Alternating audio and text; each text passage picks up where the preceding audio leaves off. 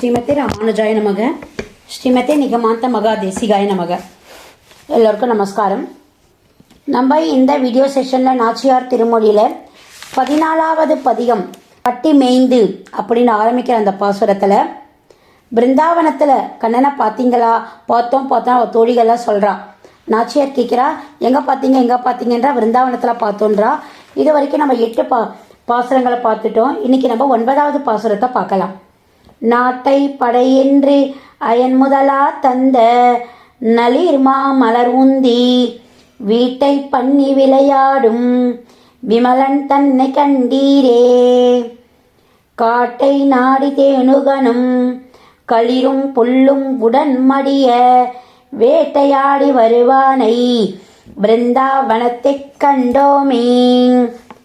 நாட்டை படையென்று அயன் முதலா தந்த, இந்த உலகத்தையே படைச்சிட்டு அதை பிரம்மா கிட்ட கொடுத்துட்டு, அப்பா பிரம்மா இதை நீ பார்த்துக்கோ அப்படின்னு சொல்லிட்டு பிரம்மா கிட்ட தன்னுடைய ஒரு பகுதி அதிகாரத்தை கொடுத்துட்டான்.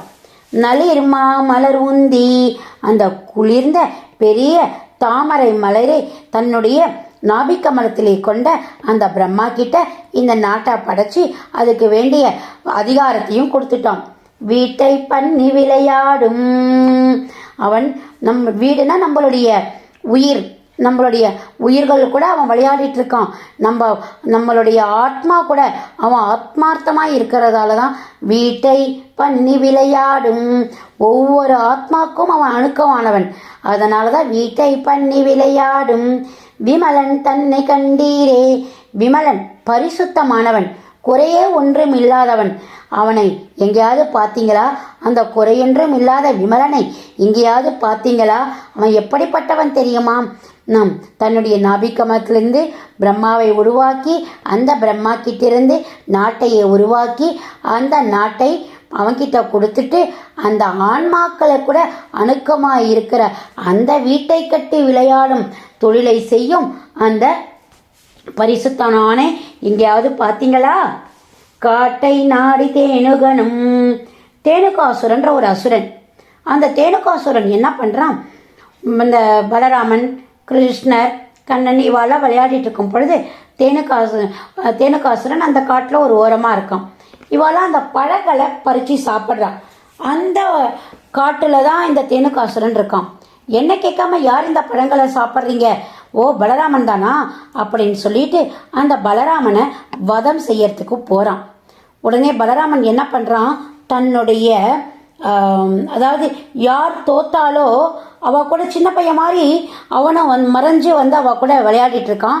இதில் போட்டி, யார் தோத்தாலோ ஜெயிச்சவால தலையில் தூக்கிட்டு போகணும். இந்த மாதிரி ஒரு போட்டி இருக்குது. அதில் கடைசியில் பலராமன் ஜெயிச்சிடறான். இந்த தேனுகாசுரனை தன்னுடைய தோளில் கூட்டிட்டு போகிறான். உடனே தேனுகாசுரன் என்ன பண்ணுறான், அப்படியே இழுத்து அந்த பலராமனை வதம் செய்யணும்னு நினைக்கிறான். ஆனால் பலராமனுக்கு தெரிஞ்சு போச்சு. ஏன், உடனே தன்னுடைய உடம்புல இருக்க எறும்புகளை நல்லா அழுத்தி அந்த தேனுகாசுரனை அந்த பனை மரத்திலிருந்து எப்படி நுங்கு உழறதோ அந்த மாதிரி தூக்கி அடித்து போட்டானோ. இது எல்லாமே யாரு? கண்ணன் சொல்ல அவன் சமிஞ்ச சொல்ல இவன் செஞ்சிட்டு இருக்கான். ஏன் இதில் கண்ணன் அதுக்கு அவனே நேராக தேனுகாசுரனை வதம் செய்யாமல் பலராமன் மூலமாக வதம் செய்ய சொல்லலாம் அப்படின்றது. அந்த இடத்துல தேனுகாசுரனுக்கு ஒரு வரம் இருக்குது, கண்ணனால் சாகக்கூடாதுன்னு. அதனால் பலராமன் மூலமாக அவனை வதம் செய்தான். அப்படிப்பட்ட காட்டை நாடி தேனுகனும் களிரும் புல்லும் உடன் மடிய, களிரினா குவளையாப்பிடம், கம்சனுடைய ராஜ யானை. அது குவளையாப்பிடம் பேரு. அந்த குவளையாப்பிடத்தினுடைய கொம்பை ஒடித்தவன். புல்லும்னா பறவை, பகாசுரன் என்ற அசுரப்பறவையை அழித்தவன். வேட்டையாடி வருவானை, இதையெல்லாம் வேண்டாததெல்லாம் வதம் செய்து வந்தவனை பிருந்தாவனத்தை கண்டோமே. பிருந்தாவனத்துக்கிட்ட நாங்கள் பார்த்தோமே அவனே அப்படின்னு சொல்லிட்டு இதில் அந்த தோழிகள் சொல்றா. நாட்டை படையென்று அயன் முதலா தந்த நளிர்மா மலர் உந்தி வீட்டை பண்ணி விளையாடும் விமலன் தன்னை கண்டீரே. காட்டை நாடி தேனுகனும் களிரும் புல்லும் உடன் மடிய வேட்டையாடி வருவானை பிருந்தாவனத்தைக் கண்டோமே. இதுதான் 9வது பாசுரம். இதை எல்லாரும் அனுபவிச்சு படிங்க.